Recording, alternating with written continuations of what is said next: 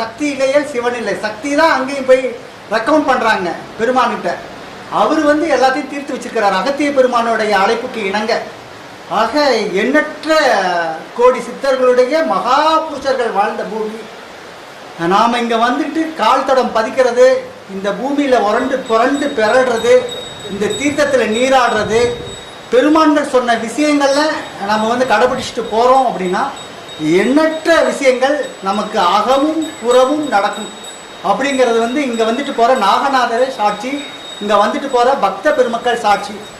மிகப்பெரிய யாராருக்குன்னா தன்னுடைய வினைகள் தீரணும்னு ஒரு எண்ணம் இருக்குதோ, யாராருன்னா சைவத்துக்குள்ள பிற உயிர்கள் மேலே யாராருன்னா நம்ம வந்து துன்புறுத்தக்கூடாது அப்படிங்கிற ஒரு இயல்பாடு இருக்கோ, யாராருன்னா அடுத்த ஒரு புல்லுக்கும் பூண்டுக்கும் ஒரு மற்ற மிருகத்துக்கும் மற்ற புழுவுக்கும் நம்ம வந்து தொந்தரவு இல்லாமல் நடக்கணும் அப்படிங்கிற ஒரு